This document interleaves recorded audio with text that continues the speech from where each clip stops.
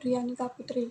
Nah, dalam vlog kali ini aku akan membahas tentang beberapa produk bioteknologi. Nah, tapi sebelum itu aku nggak sendirian. Nanti ada juga teman-teman aku yang menjelaskan tentang produk bioteknologi. Nah, apa aja sih produk bioteknologi itu? Nah, untuk itu mari kita simak videonya sampai akhir. Perkenalkan, nama saya Dista Khairi Adiana dari kelas 10-2.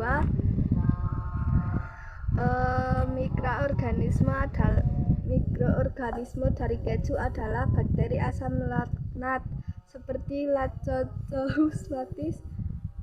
Bakteri ini digunakan dalam proses fermentasi awal susu yang mengubah laktosida menjadi asam laknat dan membuat pH susu menurun. Perkenalkan, nama saya Dwi Nursiti, absen 10 dari kelas 22.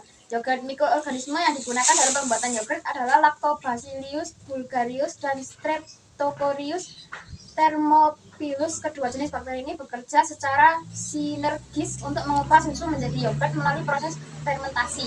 Produk bioteknologi yang selanjutnya adalah roti. Mikroorganisme yang digunakan dalam pembuatan roti adalah ragi atau yeast Saccharomyces cerevisiae. Ragi adalah mikroorganisme eukariotik yang termasuk dalam kelompok fungi atau papan. Ragi digunakan dalam pembuatan roti karena mampu melakukan fermentasi karbohidrat menjadi gas karbon dioksida yang membuat adonan roti mengembang dan menghasilkan tekstur yang empuk berongga. Assalamualaikum warahmatullahi wabarakatuh. Perkenalkan, nama saya Janika Ewa Putri, nomor absen 18. Di sini saya akan membahas tentang nata de coco. Mikroorganisme yang digunakan dalam pembuatan nata de coco adalah bakteri Acetobacter xylinum.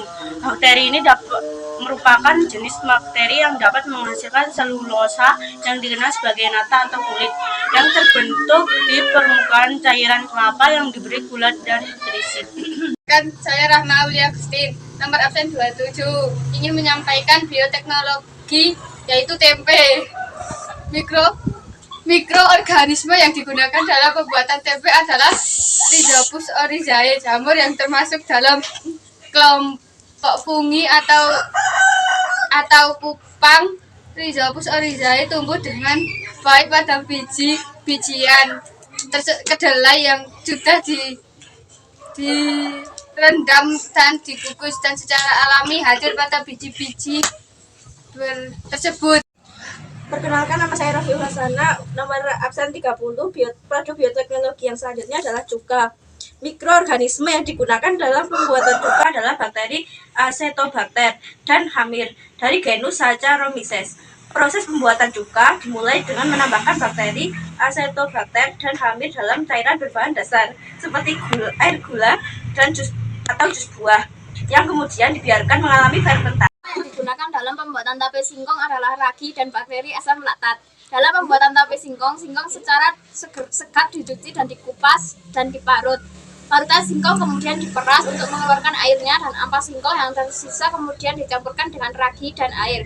Campuran ini kemudian diaduk hingga rata dan dibiarkan selama beberapa jam hingga terjadi fermentasi. Mikroorganisme yang digunakan dalam pembuatan mentega adalah bakteri asam laktat seperti Lactococcus lactis dan Streptococcus diacetylatis.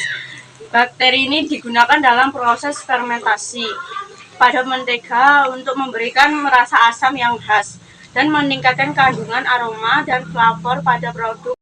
Produk bioteknologi yaitu terasi. Mikroorganisme yang digunakan dalam pembuatan terasi adalah bakteri dan ragi. Proses pembuatan terasi dimulai dengan mencuci dan mengeringkan udang dan ikan teri yang kemudian dihaluskan atau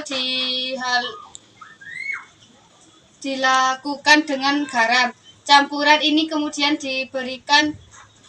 dibiarkan mengalami fermentasi selama beberapa minggu atau hari. Produk bioteknologi yang selanjutnya adalah kecap. Mikroorganisme yang digunakan dalam pembuatan kecap adalah jamur Aspergillus oryzae yang merupakan salah satu jenis kapang atau fungi. Aspergillus oryzae digunakan sebagai starter kultur dalam proses fermentasi kecap yang berfungsi untuk mengubah komponen utama kecap, yaitu kedelai dan gandum atau tepung ketan, menjadi bahan yang lebih enak dan mudah dicerna. Thank you.